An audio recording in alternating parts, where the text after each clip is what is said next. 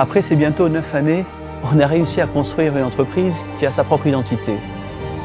Moi, je me souviens, vous savez, en 2016, il y a très peu de gens qui croyaient en nous. Moi, il y a même des gens qui m'avaient donné 3 mois, qui m'avaient dit dans 3 mois, Corsica Linea n'existera plus.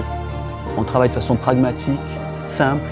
On essaie d'aller très rapidement dans les décisions et surtout de tout faire pour l'intérêt de l'entreprise et pour l'intérêt de la Corse. Je pense que nous avons encore une belle histoire à écrire et nous allons continuer à développer Corsica Linea.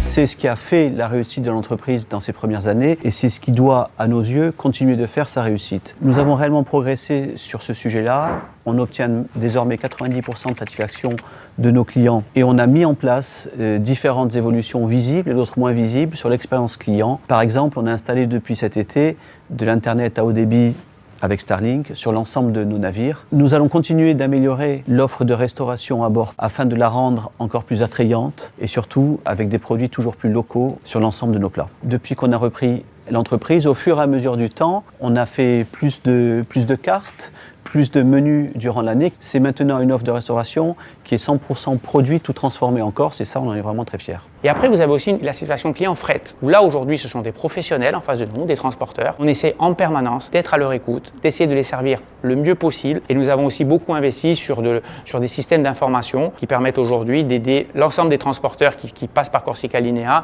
La délégation de service public en Corse est basée sur le fret. Donc aujourd'hui, Corsica Linea est là pour transporter du fret, pour assurer vraiment le transport de marchandises entre Marseille et la Corse et pouvoir s'assurer vraiment que ce transport soit fait tous les jours, que la liaison soit régulière, qu'il n'y ait pas d'arrêt. C'est vraiment le fondement de Corsica Linea.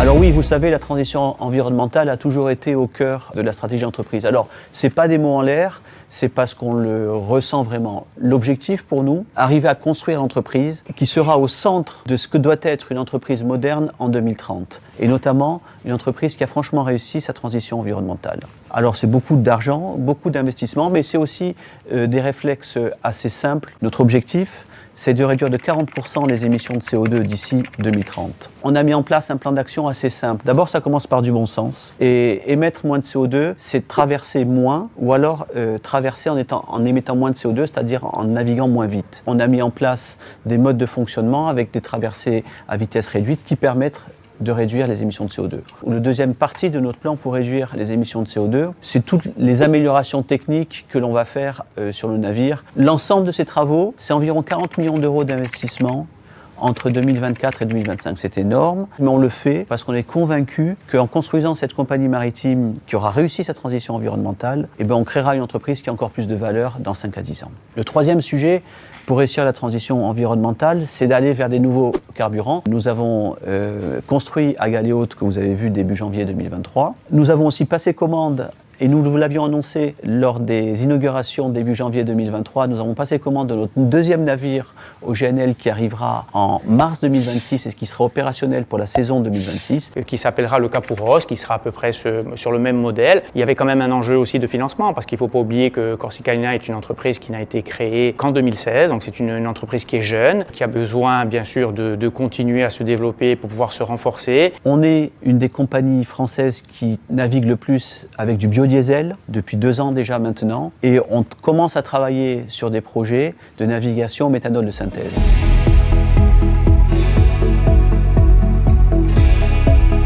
Le rôle de Corsica Linea, ça ne se réduit pas à effectuer des traversées entre la Corse et le continent.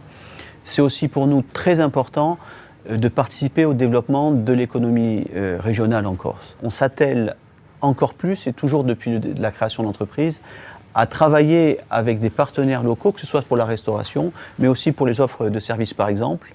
Et on essaye de développer cette activité autant qu'on peut. On a énormément de fournisseurs qui sont des fournisseurs insulaires. Alors c'est sûr qu'aujourd'hui, une grosse partie, c'est bien sûr le côté alimentaire, où aujourd'hui Corsica Linea achète tout ce qu'il peut acheter en Corse est acheté en Corse. Mais il y a d'autres activités aujourd'hui, comme le linge. Et le retombée économique de Corsica Linea puisse ruisseler sur l'ensemble de l'économie corse. Et tout ça, ça commence pour nous par la formation, notamment la formation des jeunes. À ce titre, on a accueilli plus de 30 alternants récemment dans l'entreprise. On a créé plus de 200 emplois en Corse depuis la création de l'entreprise. Après, bien sûr, nous avons passé des accords avec le lycée maritime de Bastia. Ce partenariat a été signé tout de suite dès que nous avons créé Corsica Linea en 2016. Le lycée maritime peut venir faire des formations, peut venir faire travailler ses élèves. Et après, bien sûr, dans le cursus de formation de l'ensemble des élèves du lycée maritime, il y a des embarquements à bord des bateaux. Donc, bien sûr, nous prenons tous les marins que nous pouvons prendre, tous les jeunes que nous pouvons prendre en formation, avec bien sûr l'idée derrière de recruter. Il faut savoir que nous, aujourd'hui, nous ne naviguons que sous pavillon français premier registre. Et ça aussi, on en fait un principe. Et ça nous permet d'avoir une sécurité à